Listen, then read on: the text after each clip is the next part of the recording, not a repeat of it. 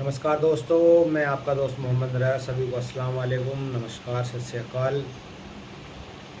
और आज का जो वीडियो का टॉपिक है, आज वीडियो का टॉपिक है कि हम फर्नेस में एयर फिल्टर कैसे लगाएं या अपने धुएं को साफ़ करने के लिए क्या लगाएं और डस्ट कलेक्टर करने के लिए, वैक्यूम करने के लिए हम कौन सा ब्लोअर कैसे लगाएं। तो सबसे पहले बात है कि एल्युमिनियम और कॉपर मेल्टिंग फर्नेस में क्या होता है, डस्ट ज़्यादा उड़ती है, ख़ासतौर से एल्युमिनियम में। और एल्युमिनियम की फर्नेस लगाने के बाद जो भी मटेरियल हम निकालते हैं उसमें ज़्यादा डस्ट निकलती है, उसको प्योरीफाई करने के लिए।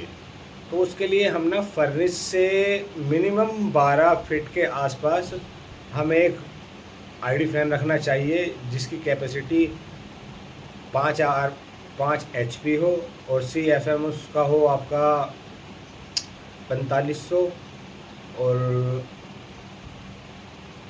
ये होना चाहिए। और CFM का मतलब होता है क्यूब फीट पर मिनट, यानी कि कितनी हवा को खींच कर, गर्म हवा को खींच कर ठंडी कर सकता है, एक ये भी इसको बोलते हैं। और कितना इसमें कितना वैक्यूम करना है, CFM का मतलब ये होता है। और तो इसमें हमें लगाने के लिए मिनिमम डस्ट कलेक्टर के ऊपर, डस्ट कलेक्टर लगाने के लिए हमें फर्नेस की हाइट से मिनिमम 7 या 8 फीट ऊपर एक हुड सेंटर बनाना पड़ता है।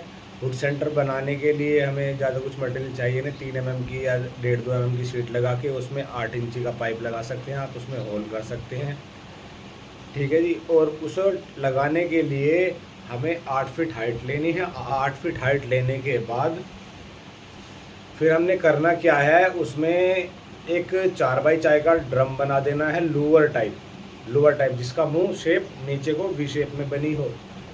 और उसमें फ़िल्टर डाल सकते हैं आप नीचे से, यानी कि जहाँ से क्यूब आपने बनाया है उसका एक बॉटम होता है, बॉटम से आप 8 इंच ऊपर एक फ़िल्टर डाल सकते हैं जिसमें मिनिमम 5 mm की प्लेट हो और 4 mm के होल हों। इस होल और उससे के बीच में हमें एक वाटर सप्लाई की लाइन रखनी होती है। लाइन रखने का मतलब ये है कि उससे एक तो हम अपना जो हमारा स्मोक है फर्नेस का, उसको ब्लैक से लेके ना वाइट कर सकते हो आप इजीली। और वाइट करने के बाद आपको आउटलेट अच्छा मिल जाएगा और जो पोल्यूशन से बहुत हद तक आपको छुटकारा दे सकता है।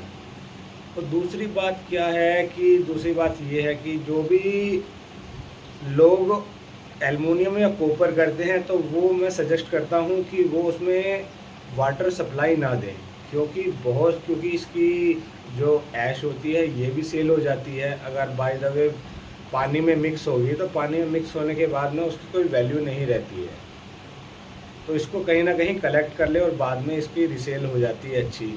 और एल्युमिनियम की जो राखी निकलती है जिसको हम लोग पक्की बोलते हैं, वो भी आपकी सेल आउट हो जाती है, मगर कॉपर की में नहीं होती है। कॉपर की क्योंकि उसकी डेंसिटी एक तो ज़्यादा हाई टेम्परेचर पर जाके जलती है तो उसमें ऐश निकलती है, और ऐश कॉपर की ऐश को रिसाइकलिंग करने के लिए मिनिमम हमें 1500-2700 डिग्री के टेम्परेचर तक जाना होता है, तब जाके उसमें से हमें कॉपर मिल सकता है। और एल्युमिनियम की जहाँ तक बात करें तो एल्युमिनियम मेरे हिसाब से, जहाँ तक मैं सोचता हूँ कि 1000 या 1100 के आसपास हैवी ड्रॉस हो जाता है। या पक्की में कुछ चीज़ छान के भी निकाल लेते हैं कुछ लोग, ऐसा नहीं है, सबकी अपनी अपनी तकनीक है। तो इस तरह से आप फ़िल्टर लगा सकते हैं बहुत अच्छी तरीके से और अपनी फैक्ट्री को विदाउट डस्ट में रख सकते हैं। डस्ट नहीं होगा, जगह जगह डस्ट नहीं फैलेगा, और आप एक अच्छे से पोल्यूशन भी बहुत कम कर सकते हैं। तो मेरा सुझाव है कि आप ये चीज़ भी ट्राई कीजिएगा। अगर किसी आदमी को पोल्यूशन यूनिट यानी कि एयर फिल्टर या आपका डस्ट कलेक्टर बनवाना हो तो मुझसे भी कॉन्टैक्ट कर सकते हो आप इजीली। हम भी बनाते हैं, आप जो हम फर्नेसेस बनाते हैं, कोई बोलता है तो हम भी बना करके उन लोगों को देते हैं।